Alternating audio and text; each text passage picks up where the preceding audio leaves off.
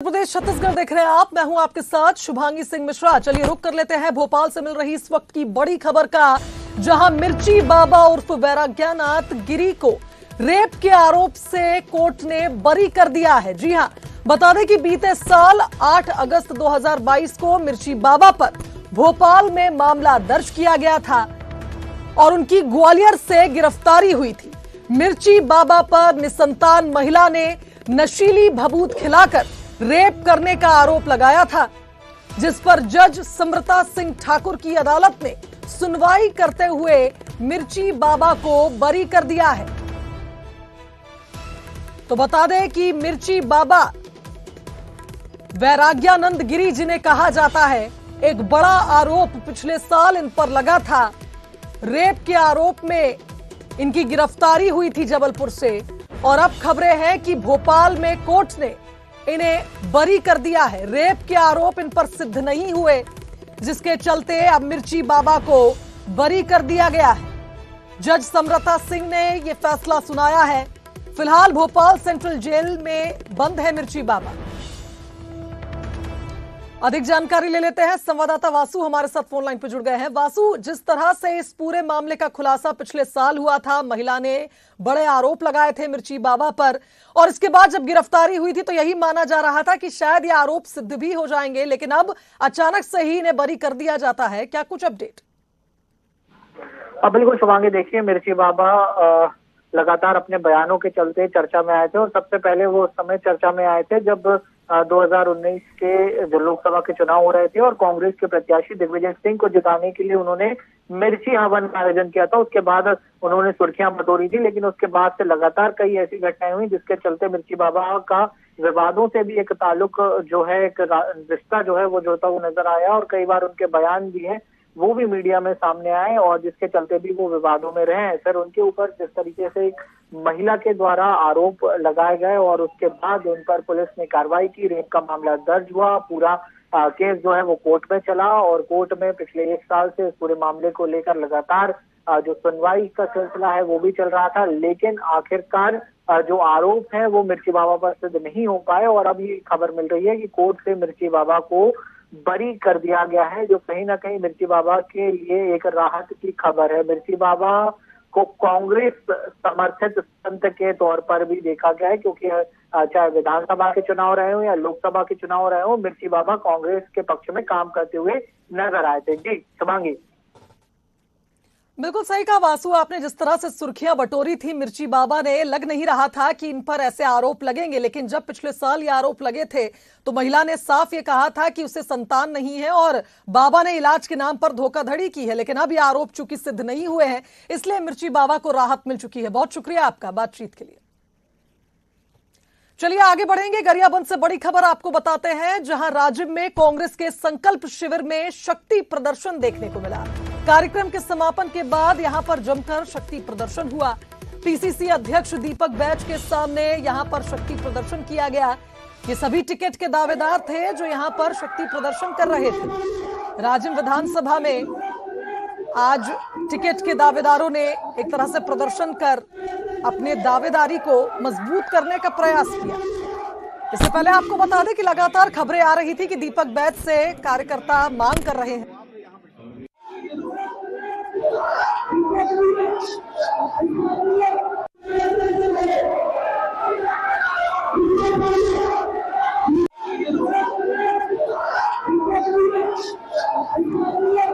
चलिए अधिक जानकारी ले लेते हैं। संवाददाता शेख इमरान हमारे साथ फोन लाइन पर जुड़ गए हैं। इमरान, देखिए, इससे पहले भी कहा जा रहा था कि छत्तीसगढ़ में फिलहाल कांग्रेस मंथन कर रही है, दावेदारों पर मंथन चल रहा है, लिस्टें तैयार हो रही हैं, और दीपक बैज के सामने पहले भी कुछ कार्यकर्ताओं ने जो अपने आप को दावेदार मान रहे हैं, उन्होंने अपना पक्ष रखा था कि उनको इस बार मौका दिया जाए। लेकिन अब हम तस्वीरें देख रहे हैं कि इन दावेदारों ने प्रदर्शन करना भी शुरू कर दिया है। जी बिल्कुल, जाहिर तौर पर दीपक बैज के सामने लगातार जो दावेदार हैं वो टिकट की मांग कर रहे हैं, लेकिन आज जो रांची में कांग्रेस का संकल्प शिविर का आयोजन किया था, इसमें पीसीसी चीफ दीपक बैज पहुंचे, जहां देखा गया कि रांची विधानसभा में करीब 33 दावेदार है। ये तमाम दावेदार अपने समर्थक के साथ पहुंचे और जमकर वहां शक्ति प्रदर्शन किए, जमकर नारेबाजी किए हैं और टिकट के दावेदार वहां पर लाइन लगाकर खड़े हुए थे और कहीं न कहीं टिकट की दावेदारी को दमखम से प्रस्तुत करने की वो कोशिश किए। लेकिन महत्वपूर्ण बात यहाँ पर देखने को मिली, जब ये लोग प्रदर्शन कर, जब ये लोग मांग कर रहे थे, नारेबाजी कर रहे थे, तो मुख्यमंत्री के विशेष सलाहकार विनोद वर्मा सामने आए। उन्होंने नेताओं को हिदायत दी कि ऐसी नारेबाजी आपको नहीं करनी है, जिसके बाद तमाम कार्यकर्ता शांत हुए। लेकिन जैसे ही दीपक बैज कार्यक्रम से मंच से नीचे उतरे तो तमाम बड़ी संख्या में तमाम कार्यकर्ता मौजूद रहे और दावेदार जो है अपने समर्थकों के बीच मौजूद रहे और इस बीच जमकर नारेबाजी हुई, जमकर शक्ति प्रदर्शन किया गया। जो नेता वहां पर पहुंचे थे अपने अपने तरीके से बात पहुंचाने की कोशिश की गई। वहीं दीपक बैज ने कहा कि 33 दावेदारों में से सिर्फ किसी एक को ही टिकट मिलेगा, बाकी 32 लोगों को मिलकर सहयोग करना है चुनाव जिताने के लिए। उनके कहते ही तमाम जो दावेदार वहां पर पहुंचे थे वो फिर नाराबाजी शुरू कर दिए और अब जो है घमासान मची हुई है। और दीपक बैज ने कहा है कि आने वाले 15 तारीख को 25 से 30 नामों की पहली लिस्ट है जारी कर देंगे, जिस पर सभी की निगाहें टिकी हुई है और कहीं न कहीं दावेदार अब चुनाव नजदीक आते ही और टिकट के लिस्ट जारी होने की बात सामने आते ही वो अपने तरीके से, यानी कुल मिलाकर ये कहा जाए इमरान की जहां एक और लिस्ट तैयार की जा रही है तो वहीं दूसरी ओर टिकट को लेकर घमासान भी शुरू हो गया है। फिलहाल बहुत शुक्रिया आपका तमाम बातचीत के लिए। चलिए आगे बढ़ते हैं, जशपुर से बड़ी खबर आपको बताते हैं, जहां रिश्वत लेते हुए रजिस्ट्रार का एक वीडियो वायरल हो रहा है। जिला उपपंजीयक कार्यालय का रजिस्ट्रार का ये वीडियो बताया जा रहा है। कैमरे में पैसे लेते हुए कैद हुआ है रजिस्ट्रार। बता दें कि इस रजिस्ट्रार का नाम विलियम एक्का बताया जा रहा है। जमीन की रजिस्ट्री कराने आए लोगों से ये पैसे लेते हुए इस वीडियो में नजर आ रहा है। बता दें कि इस दौरान ये रजिस्ट्रार मोल भाव भी कर रहा है। सोशल मीडिया पर अब ये वीडियो वायरल हुआ। वहीं वायरल वीडियो की न्यूज़ 18 पुष्टि नहीं करता। हम पूजा पाठ वाला आदमी है सर, ज्यादा नहीं कर पाएंगे। हम पूजा पाठ वाला आदमी है सर, ज्यादा नहीं कर पाएंगे। अरे पूजा पाठ वाला चढ़ावा ज्यादा देते हैं, इसीलिए कहाँ आजकल मंदिर में तो चाहता है सर, चढ़ाता है। सब ऑनलाइन हो गया है। अरे ऑनलाइन नहीं हुआ है। कितना है? 2 है। 3 करो। नहीं ज्यादा नहीं बोलूंगा सर क्षमा करिए सर। 3 कीजिए आप क्षमा करिए सर। नहीं, हम पिछले बार भी कुनकुरी में आपको नहीं कराए थे। कुनकुरी और दस्तूर नहीं आप ही थे अभी सर। पिछला तरीका 28 तरीका पकड़िए सर, पकड़िए। अरे एक तो दे दीजिए। आप पकड़िए ना सर, अरे एक दीजिए। हम पूजा पाठ वाला आदमी है सर, ज्यादा नहीं कर पाएंगे।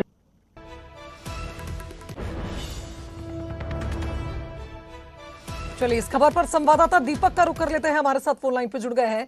दीपक, भले हम इस वीडियो की पुष्टि नहीं करते लेकिन इस वीडियो को जब सुन रहे हैं तो उसमें साफ कुछ बातें नजर आ रही हैं। पहला कि रजिस्ट्रार मोल भाव कर रहा है, कह रहा है पूरे पैसे देंगे तभी काम होगा, और दूसरा यहाँ पर कुनकुरी जशपुर का जिक्र हुआ। कब का ये वीडियो बताया जा रहा है और पुलिस का क्या कहना है? जी शुभांगी, मैं आपको इस मामले में पूरी जानकारी अगर दो तो इस जो जशपुर जिला मुख्यालय में तहसील कार्यालय के पीछे जिला पंजीयक कार्यालय स्थित है और इस कार्यालय की अक्सर जो है गड़बड़ियां सामने आती रहती हैं और जमीन की गड़बड़ियों को लेकर ये कार्यालय अक्सर सुर्खियों में रहता है। और आज जो है जशपुर के ही एक व्यक्ति ने इस वीडियो को सोशल मीडिया पर वायरल किया और इस वीडियो में आप देख सकते हैं कि किस तरीके से जो वहाँ के रजिस्ट्रार हैं विलियम एक्का, वो पैसे को लेकर जो है वहां पर लेन देन करते नजर आ रहे हैं, मोलभाव करते नजर आ रहे हैं और कुछ वीडियो के कुछ हिस्से में वो पैसा लेते हुए भी दिखाई दे रहे हैं। लेकिन न्यूज़ 18 इस वीडियो की पुष्टि नहीं करता है, लेकिन उसके बावजूद जिस तरीके से वीडियो सामने आया है, कहीं न कहीं जो है इस पूरे मामले पर सवालिया निशान खड़े हो रहे हैं। और जो जमीन की रजिस्ट्री कराने वाले लोग हैं उनका आरोप है कि अक्सर जो है वहां पर जमीन रजिस्ट्री के दौरान पैसे की मांग की जाती है और पैसा नहीं देने पर उनके काम को लटका दिया जाता है, कई तारीखें बढ़ा दी जाती हैं और उसी की वजह से उन्होंने इस वीडियो को वायरल किया। और इस मामले में जब हमने वहां के रजिस्ट्रार से बात की तो उनका कहना था कि जो शुल्क यहाँ पर निर्धारित है वो शुल्क लिया जा रहा था, लेकिन वीडियो में कुछ चीजें साफ दिखाई दे रही हैं जिसमें वो मोल भाव करते नजर आ रहे हैं, क्योंकि जिस शुल्क की बात की जा रही है वो शुल्क निर्धारित होता है, उस पर कोई मोल भाव नहीं होता। लेकिन वीडियो में जिस तरीके से मोल भाव करते हुए अधिकारी नजर आ रहे हैं, कहीं ना कहीं यहाँ पर जो है एक बड़ी खामी नजर आ रही है। बहरहाल देखना होगा इस मामले में जो जिले के अधिकारी हैं, कलेक्टर हैं, वो इस मामले में क्या कार्रवाई करते हैं। बिल्कुल सही कहा दीपक, कार्रवाई तो होनी चाहिए, चूंकि वीडियो में स्पष्ट कुछ बातें नजर आ रही हैं और अगर एक्शन नहीं लिया गया तो ये चीजें बढ़ती भी जाएंगी। फिलहाल बहुत शुक्रिया आपका तमाम बातचीत के लिए। चलिए आगे बढ़ते हैं। नारायणपुर से इस वक्त की बड़ी खबर आपको बता रहे हैं, जहां नक्सली स्मारक को ध्वस्त कर दिया गया है। सुरक्षा बलों ने नक्सली स्मारक को ध्वस्त किया है। ग्राम किलब में नक्सली स्मारक को सुरक्षा बलों ने ढहा दिया है। नक्सल विरोधी अभियान पर डीआरजी, बस्तर फाइटर और आईटीबीपी के जवान निकले थे। बता दें कि माओवादियों की मौजूदगी की खबर मिलने के बाद यहां पर सर्चिंग की जा रही थी और उसी दौरान नक्सली स्मारक को भी ध्वस्त किया गया। छोटा डोगर थाने के किलम गांव का यह मामला बताया जा रहा है, जहां माओवादियों के खिलाफ लगातार सर्चिंग ऑपरेशन चल रहे हैं। मामला जिला नारायणपुर से संबंधित है, जहां आज कैंप कड़ेमेटा और कड़ेनार से डीआरजी, बस्तर फाइटर, जिला बल और आईटीबीपी की संयुक्त टीम नक्सल विरोधी अभियान हेतु ग्राम कीलम, टेटम और अलवाड़ और आसपास के क्षेत्रों की ओर रवाना हुई थी। उक्त सुरक्षा बलों के द्वारा जो है क्षेत्र में दौरान नक्सल सर्चिंग गश्त के जो है ग्राम कीलम में नक्सलियों द्वारा निर्मित नक्सल स्मारक मिला, जिसे उक्त सुरक्षा बलों के द्वारा जो है सुरक्षात्मक मानकों का पालन करते हुए जो है तोड़कर नष्ट किया गया है। मनी कंट्रोल को दिए एक विशेष इंटरव्यू में कहा कि G20 के लिए भारत के एजेंडे का पूरी दुनिया में स्वागत किया गया। दुनिया जानती थी कि भारत ग्लोबल मुद्दों का समाधान खोजने में मदद करने के लिए अपना सक्रिय और सकारात्मक दृष्टिकोण पेश करेगा। इसी सप्ताह नई दिल्ली में होने वाले G20 शिखर सम्मेलन से पहले पीएम मोदी ने कहा कि हमने पिछले 9 वर्षों में अपने देश में सबका साथ, सबका विकास, सबका विश्वास, सबका प्रयास के दृष्टिकोण का पालन किया। इस नजरिए ने पूरे देश को प्रगति के लिए एक साथ लाने और समाज के अंतिम पायदान तक विकास का फल पहुंचाने में बहुत बड़ा योगदान दिया। आज इस मॉडल की सफलता को अंतर्राष्ट्रीय स्तर पर भी पहचान मिल रही है। वैश्विक संबंधों में भी यही हमारा मार्गदर्शक सिद्धांत है। पीएम मोदी ने आगे कहा कि 2014 में कोई भी मोदी को नहीं जानता था और फिर भी उन्होंने मुझे इतने बड़े जनादेश के साथ वोट दिया। 10 साल बाद उन्होंने हर जगह थोड़ा थोड़ा मोदी देखा। चंद्रयान मिशन में मेरी हाल की अमेरिका यात्रा में अब जब वे मुझे अच्छी तरह से जानते हैं तो मुझे इसमें कोई संदेह नहीं है कि लोग फिर से सही चुनाव करेंगे। पीएम मोदी ने कहा कि उन्हें उन लोगों से दिक्कत है जो सोचते हैं कि दिल्ली हिंदुस्तान है। प्रधानमंत्री ने इस बातचीत में आगे कहा कि भारत के पक्ष में जो बात काम कर रही है वो ये है कि देश विकासशील दुनिया के हितों को आगे बढ़ा रहा है, जिसमें अफ्रीकी संघ के देशों जैसे G20 में प्रतिनिधित्व नहीं करने वाले देशों के हित भी शामिल हैं। मोदी ने कहा कि शायद G20 के इतिहास में ऐसा पहली बार हुआ जब विकासशील दुनिया की तिकड़ी इंडोनेशिया, भारत और ब्राजील के साथ है। ये तिकड़ी ऐसे महत्वपूर्ण समय में विकासशील दुनिया की आवाज को बुलंद कर सकती है जब दुनिया में जियोपॉलिटिकल तनाव बढ़ गया है।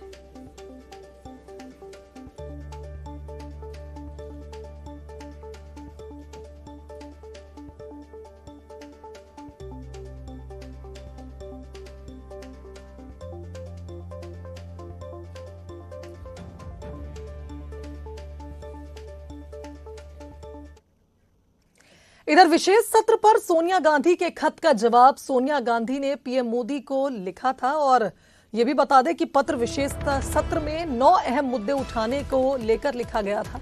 संसदीय कार्य मंत्री प्रहलाद जोशी ने इसका जवाब भी सोनिया गांधी को दिया है।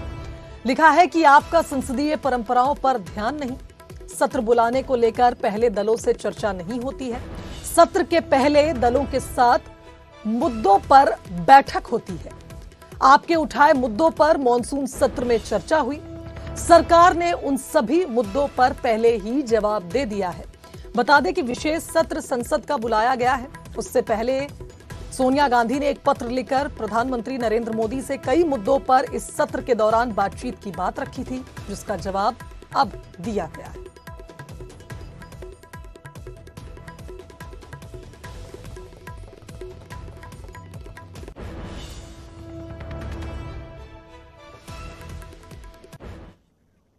इधर केंद्रीय मंत्री प्रहलाद पटेल ने न्यूज 18 से एक्सक्लूसिव बातचीत में कहा कि पीएम की लोकप्रियता का सबसे बड़ा उदाहरण G20 की अध्यक्षता मिलना है। पीएम की अध्यक्षता की वजह से G20 की थीम वसुदेव कुटुंबकम रखी गई है। उन्होंने कहा कि समावेशी विकास के 17 पैमाने दुनिया ने तय किए और इसमें से 7 पर हम लीड भी कर रहे हैं। ये सिर्फ 9.5 साल की उपलब्धियां नहीं है। दुनिया में सोच थी कि ग्लोबल साउथ में हम पिछड़े हुए हैं और अब साउथ केंद्र बन चुका है। केंद्रीय मंत्री प्रहलाद सिंह पटेल मेरे साथ हैं। सर, पीएम ने न्यूज 18 के मनी कंट्रोल को इंटरव्यू दिया है, डिजिटल प्लेटफॉर्म में पहला इंटरव्यू है पीएम का। उसमें उन्होंने कहा कि आज पूरा देश जो है भारत के साथ है, भारत के साथ आगे कदम से कदम मिला के चल रहा है। पूरी दुनिया भारत के साथ चल रही है, विकासशील देश जितने सब भारत के साथ हैं। मुझे लगता है कि अगर आप अपना भी आकलन देखेंगे, जो सर्वे किया है आपने, उसमें भी जब आप उनकी अंतर्राष्ट्रीय श्रेणी को देखते हैं या उनकी लोकप्रियता को देखते हैं तो वो साफ दिखती है। लेकिन उसका सबसे बेहतरीन अगर उदाहरण है तो वो G20 की अध्यक्षता है। G20 की अध्यक्षता में सारे लोग अपने रीजनल चीज़ों को एक कॉन्सेप्ट के रूप में बैठक के पहले रखते थे। प्रधानमंत्री की अध्यक्षता या भारत की अध्यक्षता का जो पहली सफलता थी, थीम का परिवर्तन। वसुधैव कुटुंबकम मतलब हमारी जो आइडियोलॉजी है, जो हमारा सोचने का तरीका है, वन अर्थ, वन फैमिली और वन फ्यूचर, जब ये बात कही गई, ये सिर्फ किसी भूगोल के लिए नहीं थी, ये हमारी विरासत और हमारी सांस्कृतिक सामर्थ्य का एक द्योतक था जिसकी हम तुलना कर सकते हैं। दूसरी बात आती है जो उपलब्धियां मुझे लगती हैं कि जब हम समावेशी विकास की बात करते हैं तो जो 17 पैरामीटर्स दुनिया ने तय किए हैं, हम उसमें साथ में लीड करते हुए दिखते हैं। और वो सिर्फ कार्यकाल 14 से अभी 9.5 वर्षों की उपलब्धियां हैं। और जिसने बदलाव किया, और सिर्फ बदलाव इतना ही नहीं किया, हम दुनिया की ग्लोबल जितनी भी इकोनॉमी है, उन इकोनॉमी को भी एक संदेश दे रहे हैं कि अभी भविष्य में आपको अगर 2008 की जो कमी बेसी है, अगर उसको दुरुस्त करना है तो आपको हमारे मॉडल पर जाना होगा।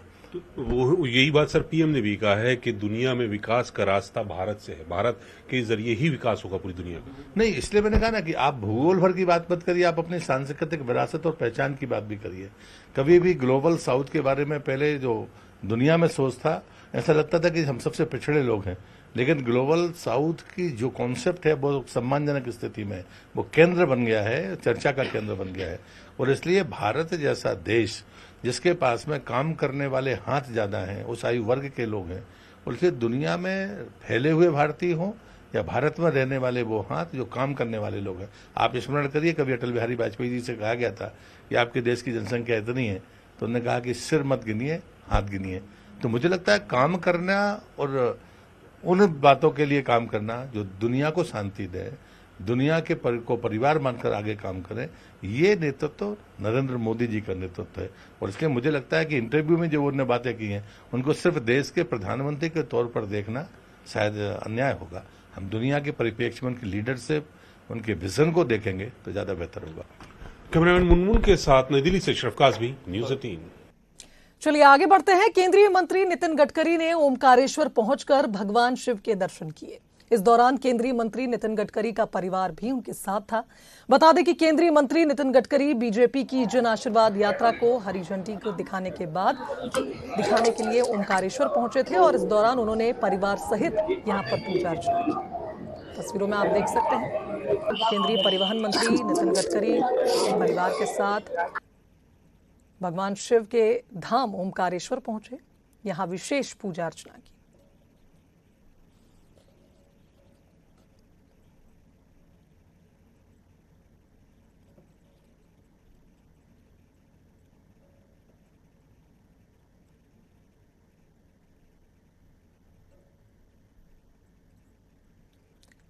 तो बता दें कि आज बीजेपी की 5वीं और आखिरी जन आशीर्वाद यात्रा निकली और इस यात्रा को हरी झंडी दिखाने के लिए केंद्रीय मंत्री नितिन गडकरी पहुंचे थे और उसके बाद वे ओमकारेश्वर पहुंचे और भगवान के दर्शन किए।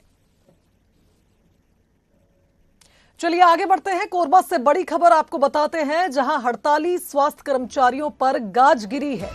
81 हड़ताली स्वास्थ्य कर्मचारी बर्खास्त कर दिए गए हैं। बता दें कि 14 आरएचओ पर निलंबन की गाज गिरी है। एस्मा और नोटिस के बाद भी ये कर्मचारी हड़ताल पर थे, जिसके चलते ये एक्शन लिया गया। नोटिस जारी होने के बाद 120 कर्मचारी काम पर लौट गए थे। 5 सूत्रीय मांगों को लेकर 21 अगस्त से इनकी हड़ताल चल रही थी। तो इसी के साथ इस बुलेटिन में फिलहाल इतना ही। दीजिए इजाजत, नमस्कार।